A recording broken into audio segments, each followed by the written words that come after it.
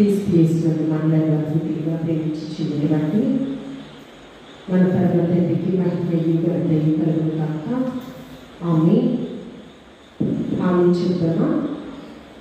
కొద్ది నిమిషాలు దేవుని వాక్యం మనం ధ్యానం చేసుకుందాము. పరిశుద్ధ గ్రంథంలో ప్రకటన గ్రంథము 2వ అధ్యాయము 11వ వచనం చదువుతున్నాము. నీ క్రియలను, నీ ప్రేమను, నీ విశ్వాసమును, నీ పరిచయను, నీ సహనమును నేను ఎరుగుదును. నీ మొదటి క్రియ కన్నా నీ కడపటి క్రియలు మరి ఎక్కువైనవని ఎరుగుదును. చిన్న ప్రార్థన చేసుకుని వాక్యాన్ని ధ్యానం చేసుకున్నాం. ప్రేమానుభవం కలిగిన మా కన్న తండ్రి, స్తుతులకు పాత్రుడా, ఘనతకారుడా, మా గొప్ప దేవా, నీకు వందనాలు. వాక్యమైన దేవా, నాతో మాతో సంగముతో సూటిగా ముఖాంతరంలో నుంచి మీరు మాట్లాడండి. వాక్యానుసారమైన జీవితము ప్రతి ఒక్కరికి దయచేయమని, నీ రాకడ కొరకు, నీ రాజ్య స్థాపన కొరకు ప్రయాసపడవలసిన మీరు ఆయత్తపరచమని క్రీస్తు పరిశుద్ధ నామములో అడిగి వేడుకుని ప్రార్థించుచున్నాము తండ్రి. ఆమేన్. భక్తుడైనటువంటి అపోస్తలుడైనటువంటి యోహాను గారు రాసినటువంటి ప్రకటన గ్రంథం 1వ అధ్యాయం 1వ వచనంలో యేసుక్రీస్తు తన దాసులకు కనపరచుటకు దేవుడు ఆయనకు అనుగ్రహించిన ప్రత్యక్షత. ఎవరికండి? యేసుక్రీస్తు ప్రభువారట దాసులమైన, విశ్వాసులమైన, క్రైస్తవులమైన మనందరి కొరకు ఆయన యొక్క ప్రత్యక్షత ఎవరికి వచ్చిందంటే భక్తుడైనటువంటి అపోస్తలుడైనటువంటి యోహాను గారికి వచ్చింది. ఈ యొక్క వాక్కులు మనందరికీ కూడా బయలుపరచడం జరిగింది పరిశుద్ధాత్మ దేవుడు. ఆ పరలోక రాజ్యాన్ని ముందుగా చూసి రాసినటువంటి భక్తుడైనటువంటి యోహాను గారు 7 సంఘాలకి హెచ్చరికలు, తుయతల సంఘం గురించి వారిని అప్రిషియేట్ చేస్తూ లేఖ వ్రాయడము జరిగింది. నీ క్రియలను, నీ ప్రేమను, నీ విశ్వాసను, అంటే తుయతల సంఘానికి ఏమున్నాయంట? ప్రేమ కలిగిన సంఘం అంట, విశ్వాసతలో వర్ధిల్లుచున్న సంఘం అంట, మంచి క్రియలు కలిగినటువంటి సంఘం అంట. అంతేకాకుండా ఈ పరిచర్యలు, నమ్మకమైన పరిచర్య చేస్తున్నటువంటి సంఘముగా తుయతల సంఘం ఉంది. అంతేకాకుండా వీటన్నిటిలో చేయడానికి ప్రథమ కారణం ఏంటంటే సహనం అనే క్వాలిటీ సంపాదించుకున్నారు. సహనం గురించి పరిశుద్ధాత్మ దేవుడు మనతో మాట్లాడబోచున్నాడు. నిన్నటి దినాన చింత లేని వారిగా మనం ఉండాలని ఆయన ఆశపడుచు ఉన్నాడంట. కొరింథీ సంఘముతో పరిశుద్ధాత్మ దేవుడు మనతో మాట్లాడి ఉన్నాడు కదా. ఇక్కడ మనం సహనంతో ఉండాలి. మంచి క్రియలు మనం కలిగి జీవించాలి అన్నా, మంచి త్యాగపూరితమైన ప్రేమ మనం సంపాదించుకోవాలన్నా, విశ్వాసతను చిగురించాలన్నా, పరిచర్యను, రాజ్య స్థాపన కొరకు ఎవరైతే ప్రయాసపడుతున్నారో, పాటలు పాడే తలాంతులు, ప్రార్థన చేసే తలాంతులు, వాక్యం చదివే తలాంతులు, ఇవన్నీ ఎవరికైతే ఉన్నాయో, సంఘ శ్రేయస్సు కొరకు, పురోభివృద్ధి కొరకు ఎవరైతే పాటు పడుచున్నారో వారికి ఏముండాలంట? సహనము. నీ సహనము నేను ఎరుగుదును. నీ మొదటి క్రియ కన్నా కడపటి క్రియ చాలా మంచిగా ఉందని సాక్ష్యం ఇస్తూ ఉన్నాడు. నీకు ప్రారంభంలో ఉన్న సహనము కంటే ప్రస్తుతం ఉన్న సహనం చాలా గొప్పదని సెలవిస్తూ ఉన్నాడు. సహనం అంటే దీర్ఘకాలము, దీర్ఘ శాంతము, పర్యాయ పదాలు కూడా కొన్ని ఉంటాయి. దీర్ఘ శాంతం ఉంటేనే సహనం వస్తుంది, ఓర్పు ఉంటేనే సహనం వస్తుంది. అలాగే రోమిలకు రాసిన పత్రిక 5వ అధ్యాయం 3వ వచనంలో శ్రమ ఓర్పును దయచేస్తుందంట, ఓర్పు పరీక్షను దయచేస్తుందంట, పరీక్ష వలన నిరీక్షణ కలుగజేస్తుందంట. ఏమొస్తుందండి? శ్రమ నుండి గొప్ప ఓర్పుతో కూడినటువంటి పాఠము మనకి నేర్చుకోవడం జరిగింది. ఓర్పు నుంచి అనేకమైన సవాళ్ళతో కూడినటువంటి పరీక్షలు మనకు ఎదురవుతూ ఉంటాయి. ఆ పరీక్షలో విజయాన్ని మనం పొందుకుంటే నిరీక్షణ ఫలమైన జీవ కిరీటాన్ని మాత్రమే మనం అప్పుడు పొందుకోగలము. జీవ కిరీటం పొందుకోవడం అనేది సామాన్యమైన విషయం కాదు. గురి యొద్దకే పరిగెడుచుండి క్రీస్తుని పిలుపుతో బహుమ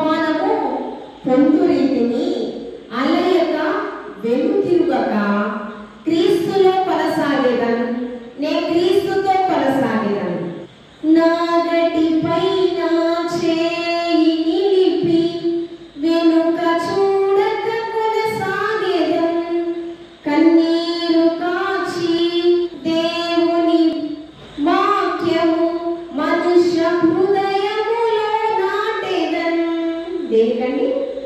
గురి. మన గురి జీవగీతం, మన గమ్యము పరలోకం కదా. పరలోక రాజ్యం చేరుటయే మన యొక్క గమ్యం. అందుకనే అపోస్తలుడైన పౌలు గారు తిమోతితో మాట్లాడుచున్నారు, లేఖ రాసి, అయ్యా నేను మంచి పోరాటం పోరాడితిని, నా పరుగు నేను కడగొట్టించితిని, విశ్వాసమును నేను కాపాడుకుంటుని, నా కొరకు నీతి కిరీటము దాచబడి ఉన్నది తిమోతి అంటూ ఉన్నాడు. శ్రమానుభవంలో, అనేకమైన పరీక్షలలో దీర్ఘశాంతము సహనంతో ఉన్నటువంటి ఆ యొక్క పౌలు భక్తుడు అంటూ ఉన్నాడు, నా కొరకు నీతి కిరీటము ఉందయ్యా, నిరీక్షణ ఫలము. యాకోబు గారు తన పత్రికల్లో 5వ అధ్యాయం 11వ వచనంలో సహించిన వారిని ధన్యులనుకొనును. యాకోబు పత్రిక 5వ అధ్యాయము 11వ వచనము, సహించిన వారిని ధన్యులు అనుకొనుచున్నాను కదా. మీరు యోబు యొక్క సహనము గురించి వింటిరి. ఎవరి సహనం అండి? యోబు ఎంత సహనపరుడు. ధన్యుడంటే ఆ మాట చాలా సులువుగా ఉంటుంది, కానీ పలకడం చాలా కష్టం. ధన్యకరమైన జీవితం. ఎవరు ధన్యుడంటే చాలా స్పష్టంగా తెలియపరుచుంది. శోధనలు రాకమానము వాటిని సహించువాడు మాత్రమే ధన్యుడు. శోధనలు వస్తాయంట, సహనముతో సహించిన వాడే ధన్యుడు. శోధింపబడిన మీదట నీవు సువర్ణముగా మార్చబడతావు. సువర్ణము బంగారము దగదగ మెరుస్తుందంటే మనం ఆ బంగారం ధరించుటకు ముందు కంసాలి గాని చేత కొలిమిలో కాల్చబడుతుంది. ఎక్కడ? శ్రమలలో, కొలిమిలో కంసాలి వాని చేత బంగారము కాల్చబడిన తరువాత, పుడమి వేయబడిన తరువాత మాత్రమే అది మనము ధరిస్తూ ఉన్నాం, దగదగ మెరుస్తూ ఉన్నది.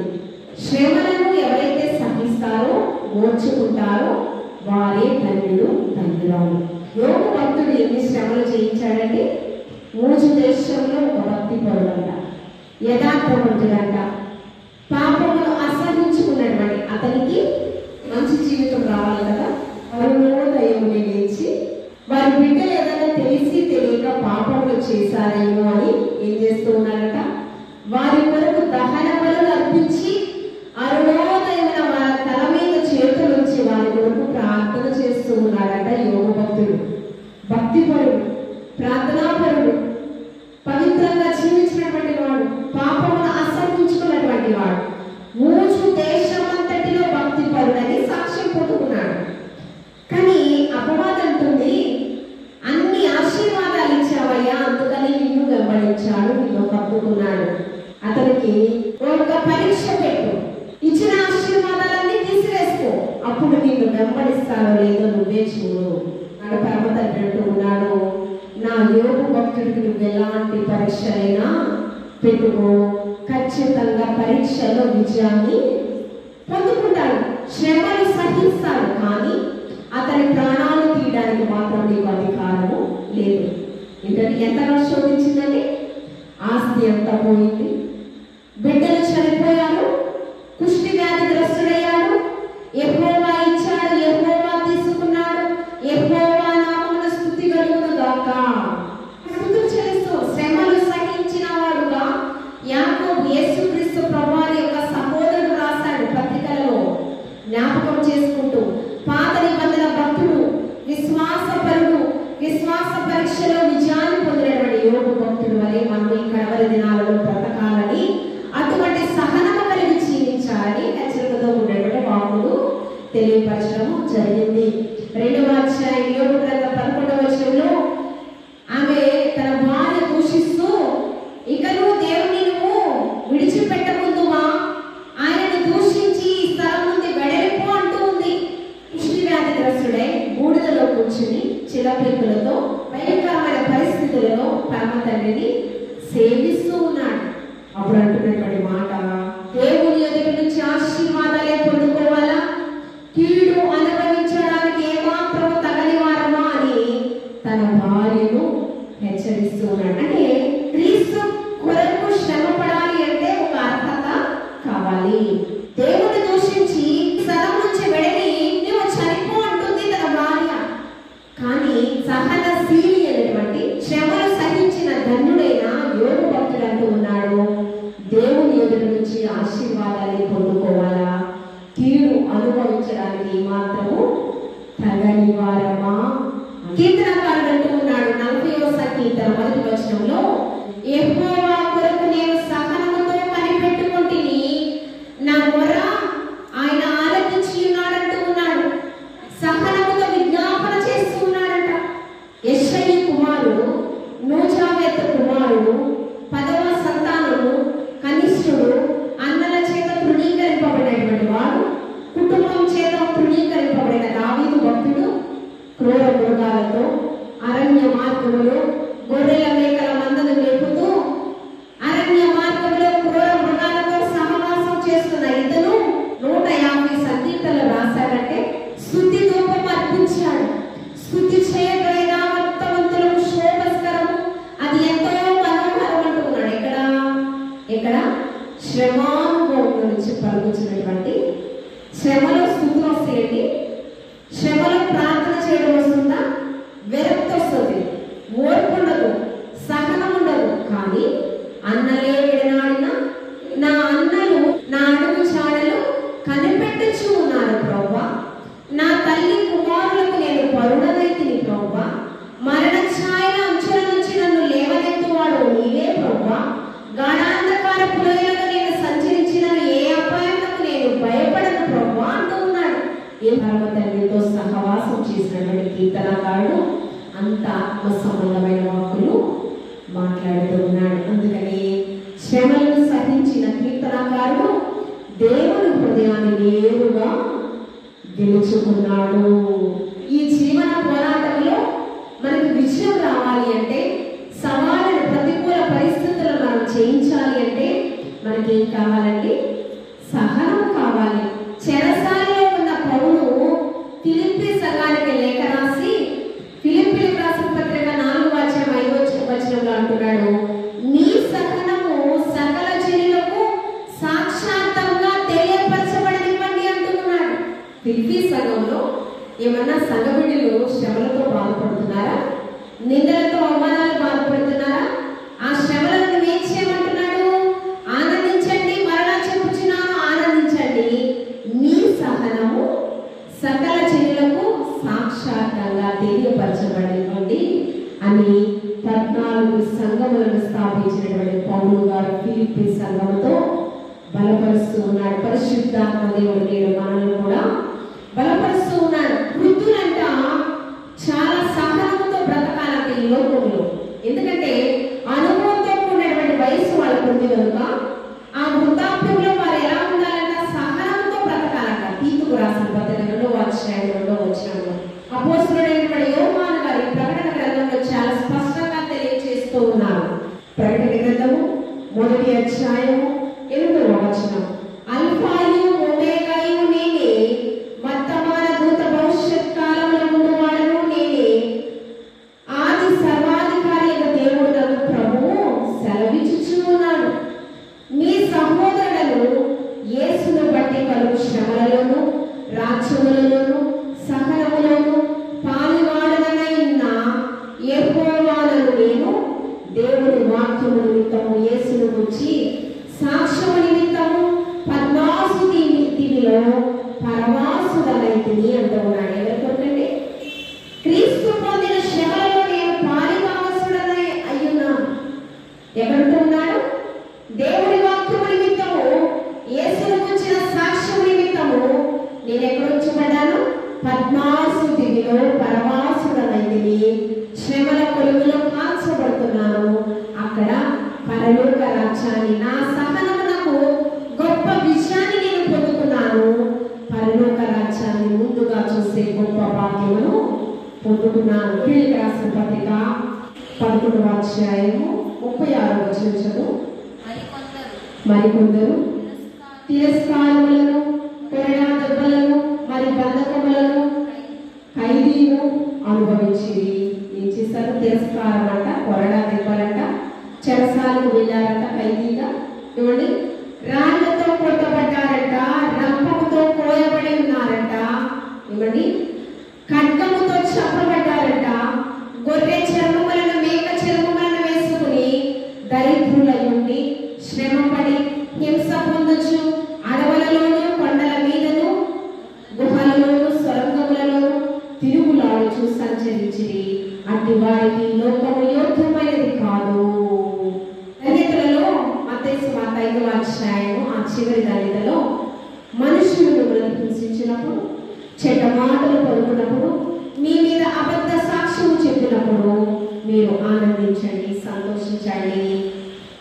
మీ సహనము పరలోకమందు మీ ఫలము అధికమగును. చెడ్డ మాటలు పలుకున్నప్పుడు, అబద్ధ సాక్ష్యములు పలుకున్నప్పుడు, నీతి నిమిత్తము మీరు హింసింపబడినప్పుడు పరలోక రాజ్యము మీది. ఇది మీరు జ్ఞాపకము. పరలోకమందు మీ ఫలము అధికమగును.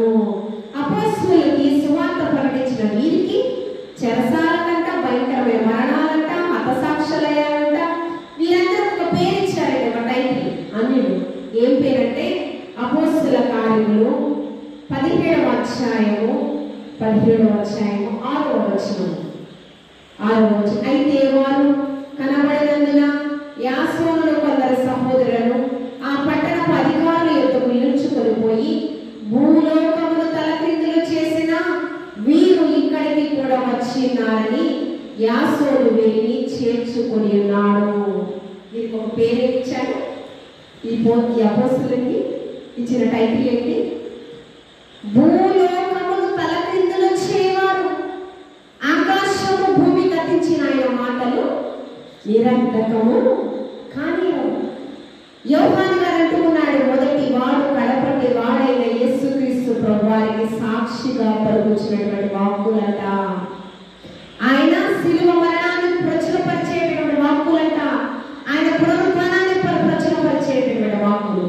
నేను మనం కూడా సహనంతో ఉంటే ఆ పునరుత్థానము పొందేటటువంటి గొప్ప భాగ్యాన్ని, మొదటగా దేవుని యొక్క సన్నిధానంలో నిద్రించినటువంటి పితరులు మొదటిగా కొనుక్కోబడతారు. ఆ మీదట సజీవమైన మనము యేసుక్రీస్తు ప్రభువు రెండవ రాకడలో మధ్యాకాశంలో వచ్చినప్పుడు సజీవమైన మనము కొనుక్కోబడతాం. కాబట్టి ఆ సహనం ఎప్పటి వరకు ఉండాలంటే యేసుక్రీస్తు ప్రభువు రెండవ రాకడ వరకు కూడా సహనంతో ఉండాలి. భూసంబంధమైన వాటి కొరకు చింతపడకూడదు. మన సహనము, మన గురి, మన గమ్యము పరలోకము. ఆ జీవ కిరీటాన్ని పొందుకునే వయసులో మనము ఉండాలి. అటువంటి సహనము, ఓర్పు, దీర్ఘశాంతము దేవాది దేవుడు మనందరికీ కూడా దయచేయుగాక. లేచి నిలబడదాము, ప్రార్థన చేసుకుని ముగించుకుందాం. ప్రార్థన. పరిశుద్ధుడా నీకు వందనాలు ప్రభువా. మేమందరూ కూడా ప్రతి ఒక్క విషయంలో కూడా ప్రభువా సహనము కలిగి లోకంలో